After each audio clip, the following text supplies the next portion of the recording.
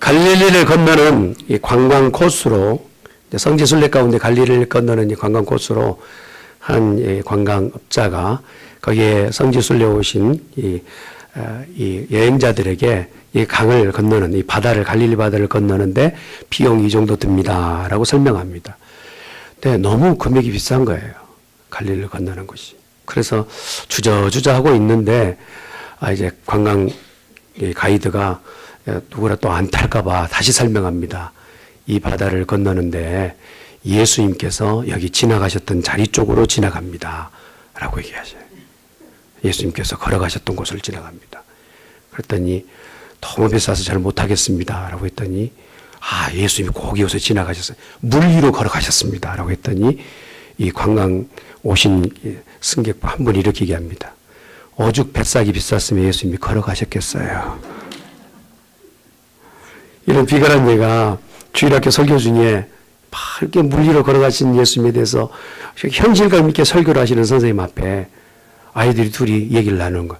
야, 예수님이 물 위로 걸으셨대. 너 믿을 수 있어? 저게 믿겨져? 이렇게 얘기를 나누는 거예요. 그랬더니 한 애가 믿어주지. 나는 정말 믿어. 왜냐하면 밤도 늦었지 다시 다른 배를 부르기도 힘드니까 예수님은 돈이 없으셔서 야, 심야에는 비싸기도 하잖아. 그러니까 예수님께서 물 위로 걸어가시지 않았겠니? 라고 얘기를 했대요. 어쩌면 이런 이야기들이요, 너무 우리 가운데서 우리는 실천할 수 없고 행할 수 없는 일이기 때문에 우스꽝스러운 유머로 또 이렇게 등단하고 대두되지 않는가 싶습니다. 예수님께서 오늘 이 본문을 주셨을 때는 이 본문은 믿지 않는 사람들 너무 익숙하게 접한 본문입니다. 그러면서 이 가운데 예수님께서 물 위를 걸으신 것뿐만 아니라 거기에 베드로가 물에 빠진 그런 장면들은 극으로 따지자면 참 한 장면 눈에 쏙 들어온 장면이 우리 앞에 비춰집니다. 그러면서 오늘 이 본문 안에는 하나님께서 우리에게 주시는 복음의 핵심이 들어있다는 거예요. 신겨져 있는 복음 가운데 오늘 저와 여러분이 은혜를 나누는 귀한 시간이 되시길 바랍니다.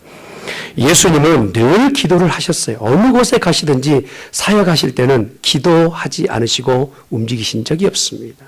심지어는 각색병자를 고치시는, 치유하시는 그 현장에서 너무 바쁜데도 불구하고 예수님은 잠깐 두고라도 산 위에 올라가셔 기도하시고 밤이 맞도록 기도하셨어요.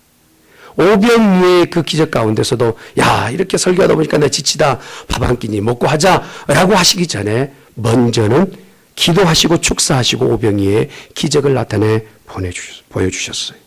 이렇듯 예수님은 늘 기도하는 것이 삶이었고 그의 사역의 중심이었습니다. 그런데 빈들이 있었던 그 군중들 가운데서 배고픈 것만 해결되면 그들의 만족이었고 그 주위에 있었던 제자들조차도 예수님이 행하셨던 그 기적의 근원지가 어디 있는지를 정확하게 알지 못해요. 읽었던 본문의 말씀들을 보면 그것을 명확하게 알 수 있는 장면들이 나옵니다.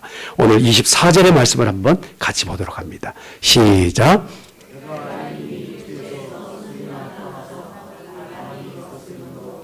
물결로 말미암아 고난을.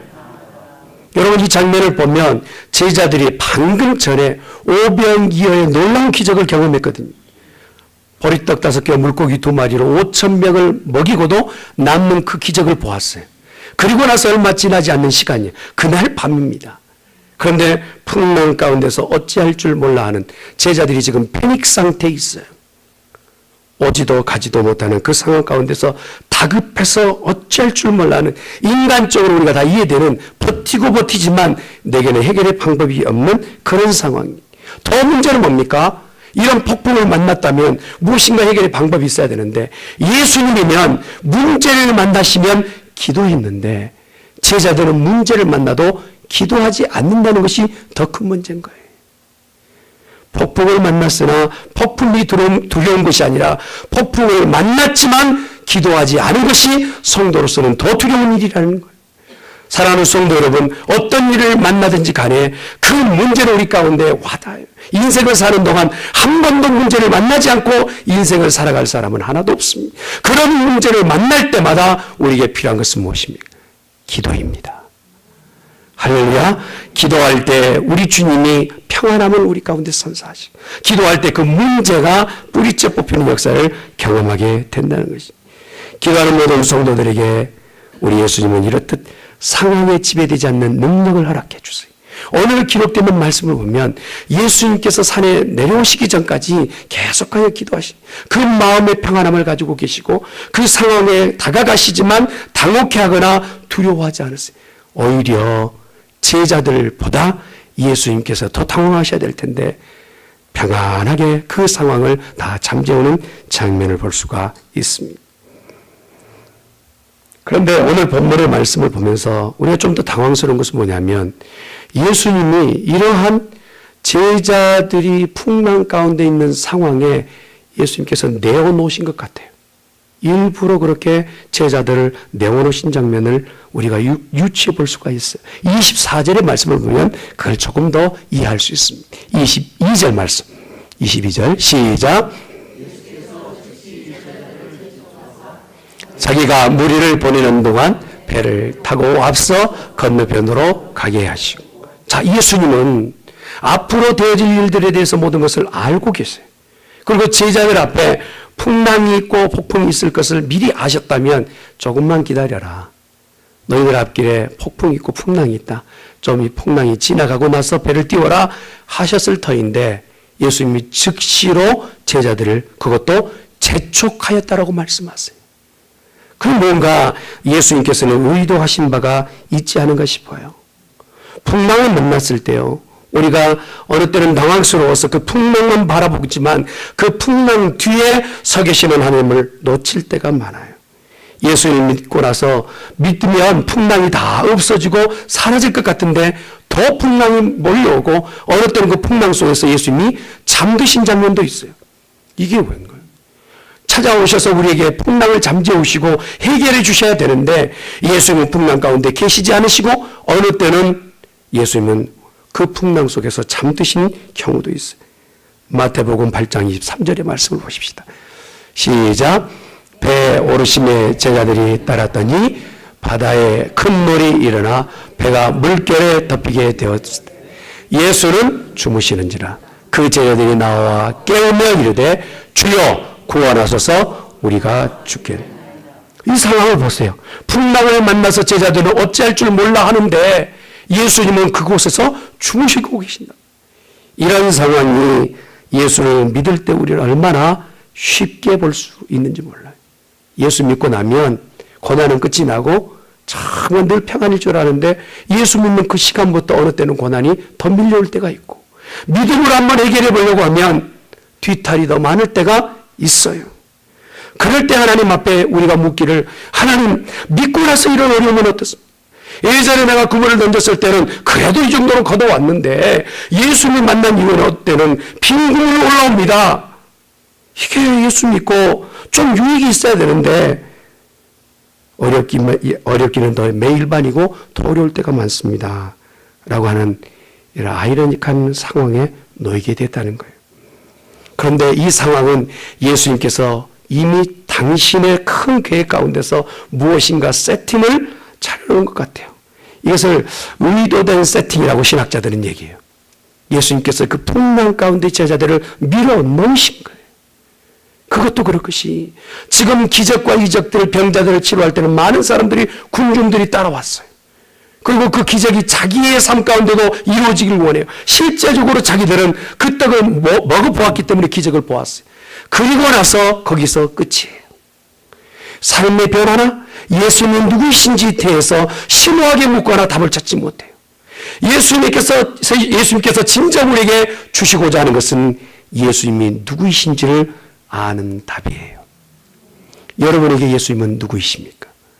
내가 조금 필요하면 주머니에서 잠깐 꺼냈다가 다시 집어넣는 진이와 같은 존재입니까? 아니면 내가 필요할 때만 불러내는 그러한 분이십니까? 오늘 예수님이요, 오병이어의 기적뿐만 아니라 여러 기적들을 보여주시고 나서 그들의 일관된 이야기, 그들의 입에서 나오는 모든 얘기들을 예수님은 귀담지 않으시고 진정 그들이 얼마 남지 않은 예수님의 이 땅 가운데 사역을 이해하기를 원하시고, 특별히 각자가 마음에 예수님이 누구신지 명확하게 답을 내기를 원하세요. 자, 이것을 의도된 세팅이라고 말할 수 있는 것은 마가복음 6장 48절에 기록된 말씀이 그걸 조금 더 증명합니다. 시작. 제자들이 힘겹게 노젓는 것을 보시고 밤사경쯤에 바다 위로 걸어서 그들에게 오사 지나가려고. 예수님이 다 보고 계셨다라는 거예요. 분명히 말씀하고 있습니다. 밤사비에 그걸 보고 계셨다. 이 본문의 내용이요, 의기심을 갖고 바라볼 때가 있지만 마태라는 사람이 이 복음서를 적었거든요. 마태복음은.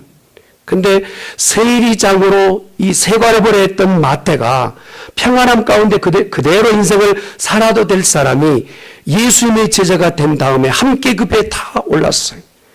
그리고 그 현장 가운데서 직접 본 겁니다. 예수님이 물 위로 걸어오신 장면뿐만 아니라 베드로가 앞서서 물에 들어가서 예수님 앞에 걸어가는 장면과 물에 빠져가는 장면을 거짓없이 실적으로 본 거예요. 그리고 나서 예수님을 자기의 마음에 두고 이제 복음을 전하는데 그의 전승에 따르면 에디오피아에 가서 순교할 때 도끼에 맞아 죽었어요.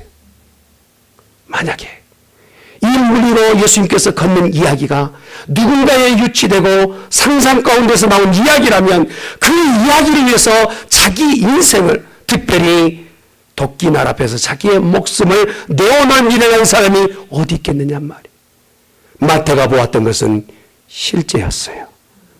믿으시면 하면 예수님이 물 위로 걸으신 이 사건은 마가뿐만 아니라 요한도 기록하고 있는 실제라는 거예요. 그러나 지금 현대 신학자들은 뭐라고 합니까? 강가에서 예수님께서 걸으신 것을 제자들이 잘못 봤다라고 말하는 이 오리적 해석이 난무하는 시대에 살고 있어요. 그래서 예수님께서요, 미리 제자들의 중에서 제일 성질 급한 베드로를 꺼내신 것 같아요. 베드로는 물속에 빠져 죽어갈 때 주여 나를 구원하소서. 여러분, 강변에 빠졌다면 베드로가 자기 힘으로 나왔겠죠. 그러나 물속에 빠져들어가 죽을 힘을 다해도 살지 못했을 때 주님에게 의탁하지 않습니까? 예수님의 물 위에 걸으신 이 사건은 우리는 오늘 이 시간 겸허하게 사실로 받아야 돼요. 할렐루야. 그러나 예수님이 왜 이런 일들을, 무모한 일을 하셨느냐 말이에요. 그냥 배에 함께 올라와 계시든지 아니면 제자들과 함께 말씀을 가르치시지, 그 제자들이 바다의 가운데까지 배가 출항하여 갔을 때 예수님 물 위를 걸으셨는가? 이것이 바로 오늘 우리들이 찾아가야 될 답인 것이죠. 오늘 이 사건을 통하여서 비로소 제자들의 입에서 이러한 말을 내놓습니다. 따라합시다. 예수님은 하나님의 아들이로소이다. 같이 읽습니다. 시작. 배에 있는 사람들이 예수께 절하며 이르되 진실로 하나님의 아들이로소이다. 놀랍지 않습니까? 마태복음 28장까지 되어 있고 그 중앙이 14장입니다. 14장에 올 동안 예수님은 엄청난 많은 기적들을 나타내 보였는데 그 중에 한 명도 자기 입술로 고백하기를 예수님이 하나님의 아들이라고 고백한 사람이 없어요. 심지어는 제자들조차도 하나님의 아들이라고 고백한 일이 없어요. 그때 예수님께서는 오병이어도 좋고 모든 병자들 치료하는 것도 좋지만 진정한 복음은 예수님이 누구이신가를 아는 것이 복음이라. 그래서 그곳에 예수님이 물 위로 걸어오시는 장면을 보여주셨던 것이죠. 미 특수부대 훈련 장면을 제가 잠깐 유튜브로 본 적이 있어요. 아주 혹독한 훈련을 감행하는데 이 훈련에 임하는 훈련병들이 전화를 이렇게 걸고 있으면 그 옆에 있는 조교들이 막 그냥 고함을 치면서 그 통화가 정상적으로 통화되지 못하게끔 막 고함을 쳐요. 그런데 자기가 의도한 그 얘기를 상대방이 다 알아듣게끔 전달하는 그러한 사명인 거예요. 근데 저 그 장면을 보면서 야, 저렇게 주위에서 소란스럽게 요란하는데도 불구하고 무엇인가 또렷하게 전달하는 저 장면을 보면서 역시 특수부대는 특수부대구나. 여러분, 우리 같으면 어떻습니까? 전화할 동안에 애기가 조금 울어도 좀 조용해봐야 그러지 않겠어요. 그런데 이 특수부대는요, 무슨 말을 해도 그곳에 마음 빼앗기지 않고 자기 할 얘기를 다 전달하는, 그것뿐만 아니라 온갖 흙탕물 속에 범벅이 되어 진흙탕에서 벌벌 기는 장면에 그 조교들이 그냥 내버려 두지 않고 발로 밟는가 하면 일어나지 못하게끔 그냥 그렇게 주저앉히는 장면들을 보면서 왜 저럴까 하고 왜 저럴까 하지만 마지막 훈련 끝났을 때요, 그들의 눈빛은 달라지는 거예요. 그 입술에서 나오는 고백들이 달라지는 거예요. 예수님께서 지금 혹독한 이 풍랑 가운데 제자들을 그렇게 의도된 세팅으로 모신 것은 이대로 이 믿으면 안 된다는 거예요. 이렇게 가서는 안 된다는 거예요. 그냥 잠깐 모여서 좋다 하다가 모였다가 흩어진 그 믿음 갖고는 안 된다는 거예요. 이제 예수님이 원하시는 것은 풍랑 속에서 예수님을 바로 보고 그 예수님을 나의 하나님, 나의 주라고 고백할 수 있는 지금 믿음이 필요하다는 거예요. 할렐루야. 이 세대를 한번 보세요. 믿음 있다 하는 사람들의 행동을 보세요. 오늘 주님이 다시 오신다면 아마 넘어지셔서 일어나지 못할 정도로 충격받을 거예요. 사랑하는 성도 여러분, 중앙교회 이곳에 모인 성도들이여, 혹시라도 풍랑 가운데 있다면 풍랑 속에 서 계시는 주님을 만나시길 예수님 축원합니다. 그리고 그 풍랑 속에 주께서 말씀하시는 것을 풍랑 때문에 마음을 뺏기지 말고 풍랑이라 할지라도 특수부대 요원처럼 주께서 무슨 말씀하시는지 또렷하게 듣고 보는 복 있는 성도 되어지시기를 예수님이 축원합니다. 캘리포니아에서 아이들 수영을 가르친 적이 있어요. 수영을 가르치는 선생님이 얼마나 혹독한지, 얘들은 그냥 한쪽이 이렇게 시작해서 끝에까지 가는데 50피트예요. 가서 이제 가까이서 딱 잡으려고 손을 다시 놓게 하고 다시 가게끔 왔다 갔다 왕복을 10번 이상 시켜요. 그러니까 뭐 얘들이 수영하면서도 숨이 가쁜 거예요. 나와서는 입이 만큼 나와 있어요. 저 사람은 내 아버지가 아닌가 비요. 이렇게 고통스럽게 나를 훈련시키는가. 그런 표정이에요.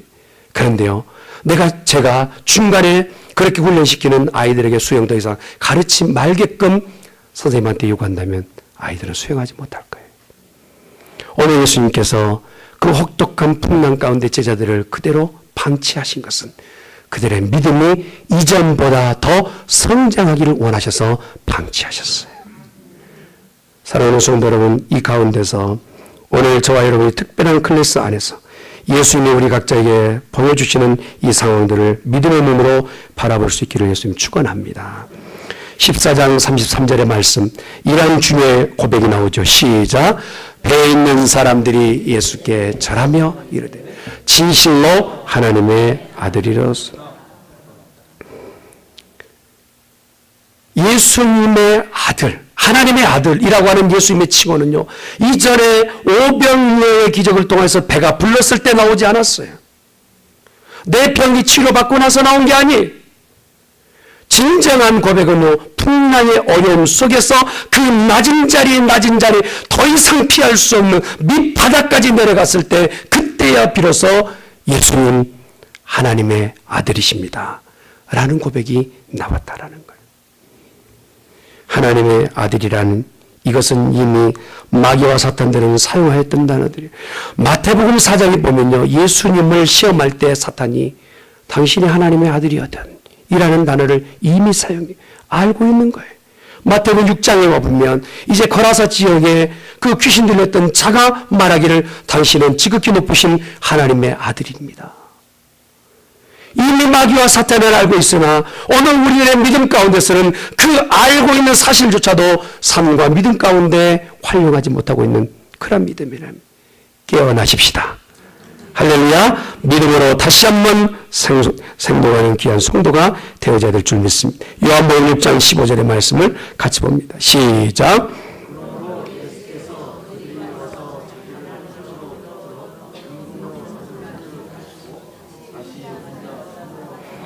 예수님이 이 고백을 받기를 원하시는 것은 당시의 예수님을 다 자기들이 섬기는 왕으로 모시기를 원하는, 다윗의 후손으로 오신 당신이 다시 한번 통일조국을 만들어 주시고, 오병이어 보니까 굳이 우리가 농사지지 않아도 되겠습니다.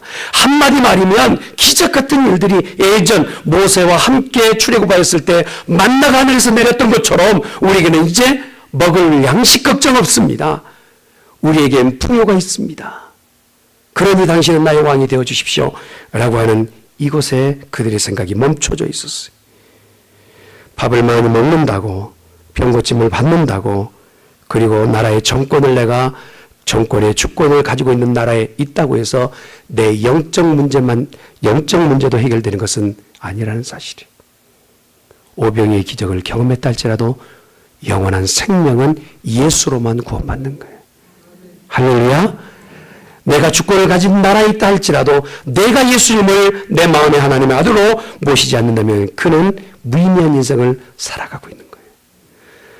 사회 가운데 찬양을 열심히 하고 또 행동 가운데 정말 믿음 있는 것 같아 보이지만 그 중심에 하나님의 아들로 예수님을 믿지 않는다면 그것은 의미 없는 믿음이라는 것이에요. 그래서 예수님께서 이러한 상황 가운데서 모든 것들을 보여주시고 그들의 입술에서 고백을 받기를 원하신 겁니다. 마태복음 14장 24절의 말씀을 한번 보도록 하겠습니다. 시작. 수일이나 떠나서 바람이 거스름으로 물결로 말미암아 고난을 당한. 이미 지역적으로요, 이 제자들은 다시 강변으로 나오기는 아주 어려운 상황이 되었어요. 술이나 되었다. 이것은 헬라 원어를 보았더니 스타디온이에요. 그러니까 원 스타디온이 한 600피트 이 정도 되거든요. 그러니까 수 스타디온이 되었으니까 꽤 이 육지에서는 떨어지게 됐어요. 그곳에 있다 보니까 올 수도 갈 수 없는 상황이 되었어요. 시간적으로는 무엇이라고 얘기합니까? 자, 그 뒤로 넘어가 볼까요? 시작.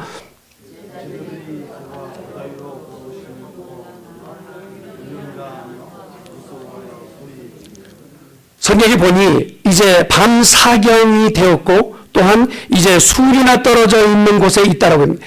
위치적으로는 술이나 떨어져 있고 시간적으로는 밤 사경이 된 이쯤에 제자들은요, 옴짝달싹 할 수 없는 진짜 풍랑 속에 갇혀 있는 거예요.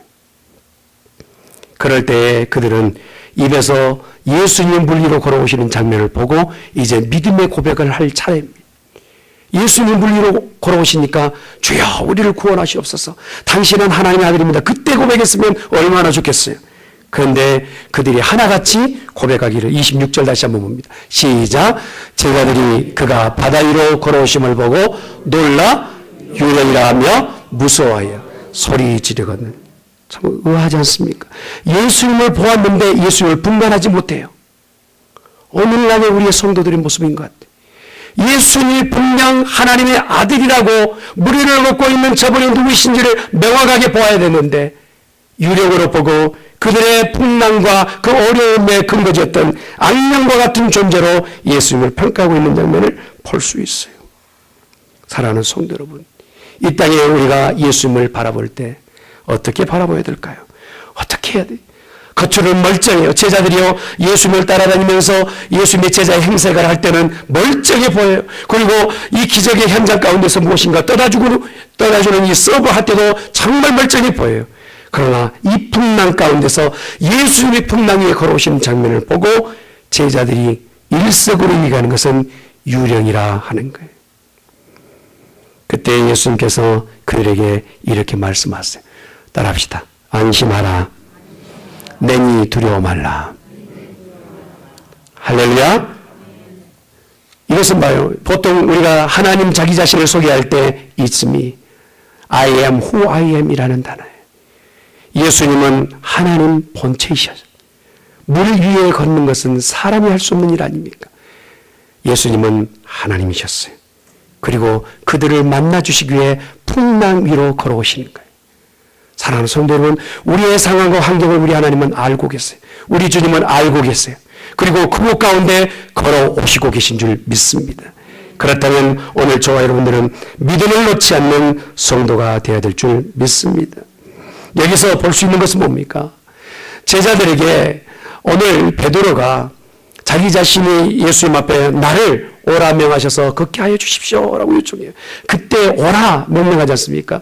이것도 또한 사실 베드로의 요청이요, 뭔가 우리의 지금 믿음과는 좀 달라요. 보통 우리가 예수님이 풍랑에 걸어오셨을 때 요청이 뭐겠습니까? 풍랑을 잠재워 주십시오 라고 기도하지 않겠습니까? 그런데 베드로는 나를 명하여 물 위로 걸어오게 해주십시오 라고 얘기해요. 무엇 때문에 이렇게 얘기했을까요? 그 풍랑 위에 걸어오신 예수님이요, 다른 것은 안 보여요. 예수님만 지금 보게 되는 거예요. 이분이 정말 사람인 줄 알았는데 사람의 몸만 입고 계신 줄 알았는데 물 위를 걸으시는 거 보니까 하나님이시구나. 그러니 세상적인 어떤 관점, 지금 불고 있는 모든 풍랑과 바람 소리는 눈에 보이지 않고 예수님만 바라보게 된 거예요. 그러니 예수님을 바라보니 그런 물 위를 걸을 수 있는 기적을 경험하게 되는 거예요. 사랑하는 성도 여러분, 오늘 이곳에 믿음의 비밀이 있습니다. 예수님만 바라보십시오. 그러면 여러분 삶 가운데 기적을 보게 될 줄 믿습니다. 그러나 이것도 멀지 않고 오래가지 않고 베드로는 물에 빠져들어가는데 그 원인을 성경은 그가 바람을 보았다라고 얘기해요. 여러분, 바람은 실체가 없고 보이지 않지 않습니까? 그런데도 베드로는 그 바람을 보았다고. 믿음이 없을 때 이렇게 세상을 보게 되는 거예요. 예수님께서 베드로를 평가할 때 이렇게 말씀하세요. 믿음이 없다라고 말씀하지 않으시고 이렇게 말합니다. 한번 따라합시다. 믿음이 적은 자야. 여러분의 믿음은 많습니까? 적습니까? 아니면 없습니까? 여러분, 이곳의 말씀을 들을 때 믿음이 새로워져서 믿음이 큰 사람들 되시기를 주님으로 축원합니다. 베드로 관심은 풍랑이 아니었어요. 예수님이었어요. 그러나 그것이 오래 갔으면 좋았을 뻔했는데 오래 가지 않아요. 여러분, 믿음이 적다는 표현은 결과는 어떻게 나오느냐?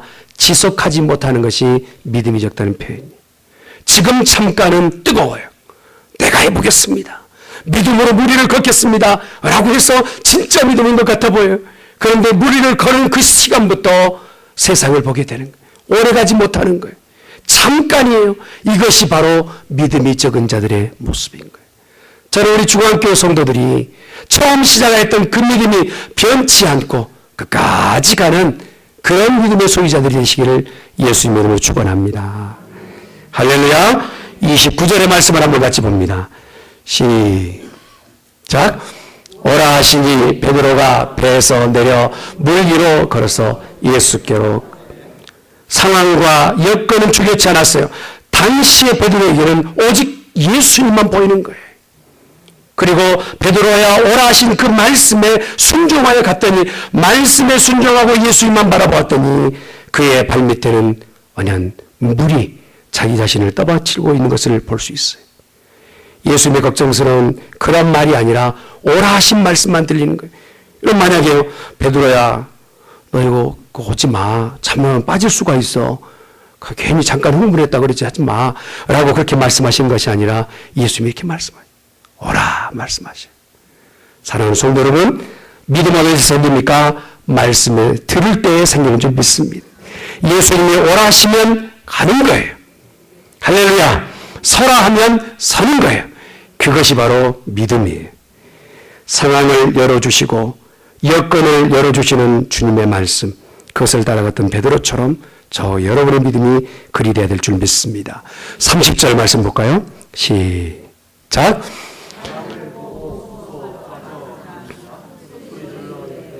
주여 나를 구원하소서. 시선을 어디다 두느냐에 따라서 그것에 따라 행동이 바뀌게 됩니다. 우리가 주님을 향하여서 시선을 두게 되면 주님이 주시는 능력을 공급받지만 내 시선을 세상에 두게 되면 세상에서 들려지는 걱정과 염려와 또한 근심이 내 마음에 훅 들어오는 거예요. 그러니 오늘 우리의 시선을 주님 앞에 맞추는 작업이 필요합니다. 그것은 바로 말씀을 듣는 시간인 줄 믿습니다.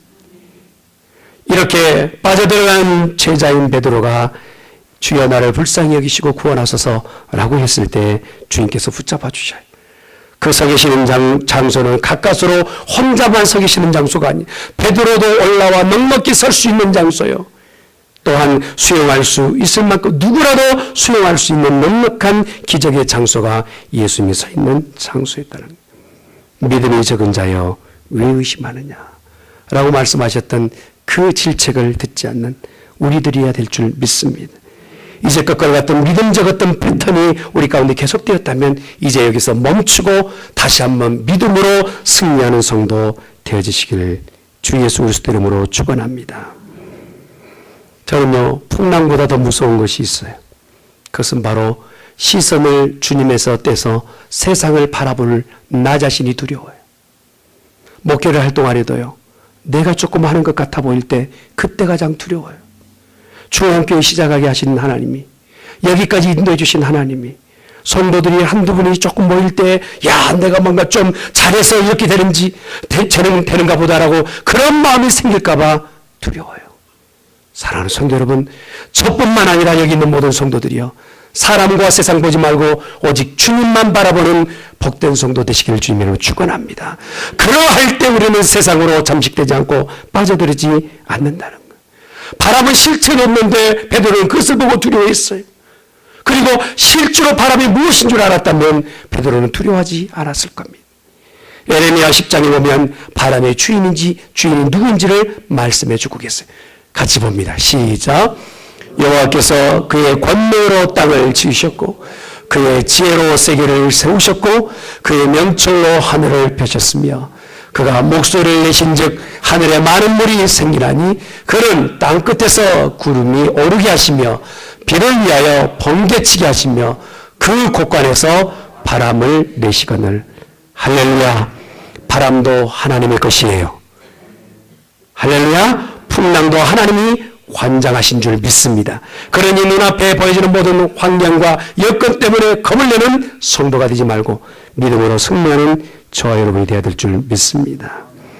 미국에 유명한 부흥사였던 무디 목사님이 어떤 분이 찾아와서 목사님 성경을 읽다가 잘 깨달아지지 않아요. 어떻게 하면 좋겠습니까? 라고 질문합니다. 그랬더니 무디 목사님이 이렇게 답을 해요. 보통 그렇잖아요. 기도하십시오 라고 하잖아요. 무디 목사님이 성경을 읽다 깨달아지지 않으면 밖에 나가서 전도하십시오. 그리고 믿음으로 살아보려고 애써 보십시오. 그리고 나서 다시 되돌아와서 성경을 읽어보십시오. 그러면 깨달아질 겁니다.